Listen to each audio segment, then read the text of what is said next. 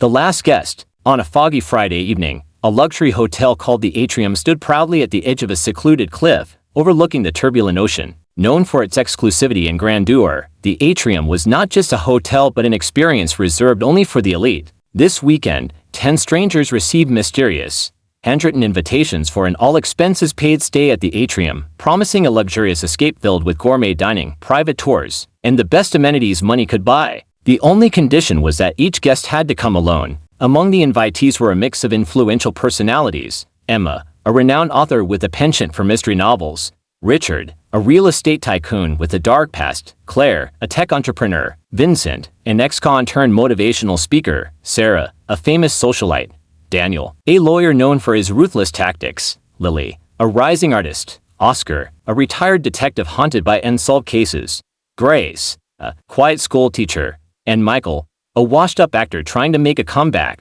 None of them had met before, and each was intrigued by the exclusive invitation. As the guests arrived at the Atrium, they were met with grandeur that surpassed their expectations. Crystal chandeliers hung from the high ceilings, the walls were adorned with priceless art, and the air was filled with the subtle scent of lavender. However, there was one peculiar detail that immediately caught their attention. The hotel staff was nowhere to be seen. No receptionists, no bellboys, no MacD. Only an eerie silence that felt almost orchestrated. The guests exchanged uneasy glances as they gathered in the lavish lobby, each clutching their personalized invitation cards. Emma, always curious, was the first to speak. "Is this part of the experience?" "Where is everyone?" Before anyone could answer, a soft chime rang through the hotel. The lights dimmed, and a projector descended from the ceiling, casting an image onto the wall. A deep, modulated voice filled the room. "Welcome, esteemed guests, to the Atrium. You have been specially selected for an unforgettable weekend. However, this stay comes with a unique challenge. Follow the rules,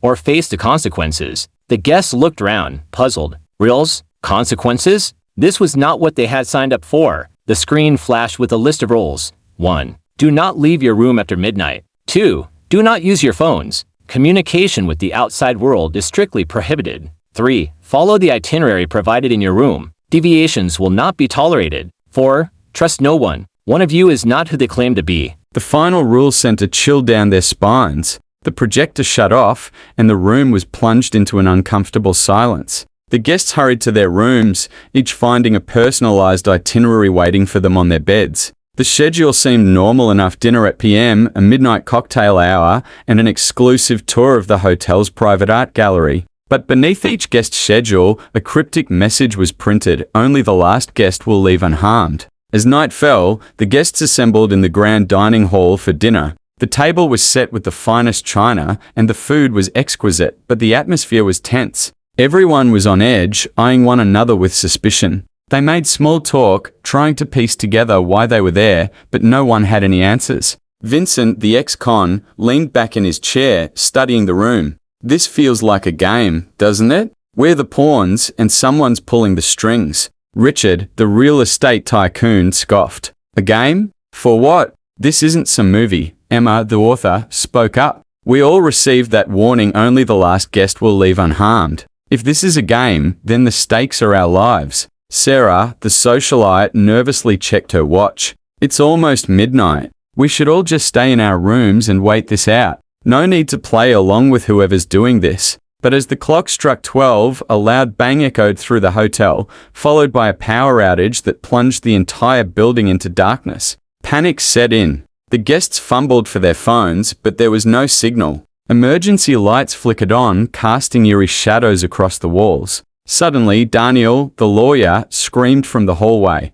The guests rushed out to find him standing over a broken window with shards of glass scattered on the floor. Below, on the rocks at the base of the cliff, lay Michael's lifeless body. The washed-up actor had tried to leave, breaking the first rule. A message appeared on their phones: Rule 1 violated. Michael is eliminated. Emma's mind raced. This wasn't just a game, it was a deadly trap. She quickly realized that the personalized schedules were clues tailored to their weaknesses and past mistakes. For instance, Vincent's schedule included a midnight tour of the gallery, exploiting his curiosity and rebellious nature. Claire's itinerary involved a challenge related to her company's latest tech failure, pushing her to confront her greatest professional shame. Throughout the night, more rules were broken, either by accident or design, and each violation was met with terrifying consequences. Vincent ignored his schedule and was found locked in the sauna, unconscious from heat exhaustion. Claire's phone, which she secretly used to try and call for help,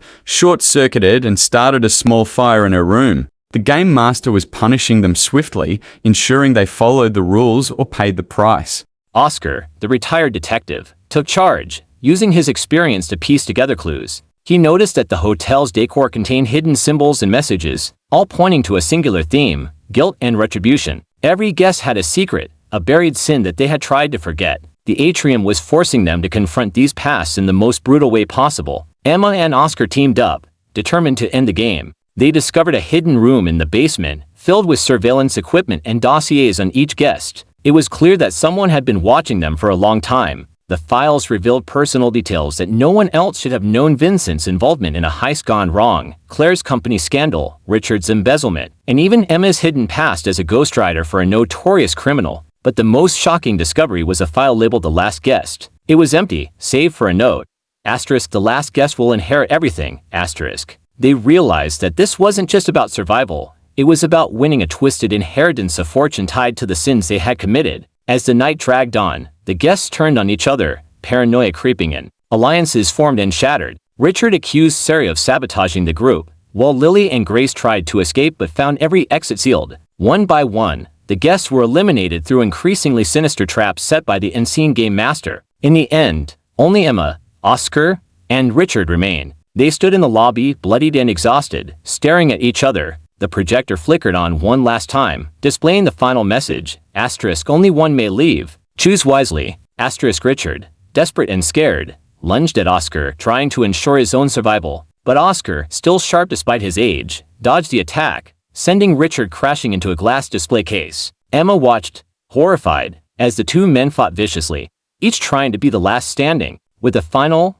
desperate move, Oscar overpowered Richard, who collapsed, defeated. But before Oscar could catch his breath, he felt a sharp pain in his chest. Emma had grabbed a shard of glass, plunging it into his side. Oscar fell to the ground, shocked but not entirely surprised. He had suspected Emma's cold determination all along. As Oscar lay dying, he looked up at Emma, who stood over him, trembling. "It was always going to be you," he whispered, recognizing her drive to survive at any cost. "You were the last guest from the start." Emma, now alone, looked around the empty hotel. The doors clicked open, and the fog began to lift. She was free, but the price of her freedom was written in the blood of the others. As she stepped outside, a car pulled up, and a man in a suit handed her a briefcase filled with documents, wealth, and power. "Congratulations, Miss Parker, you've won."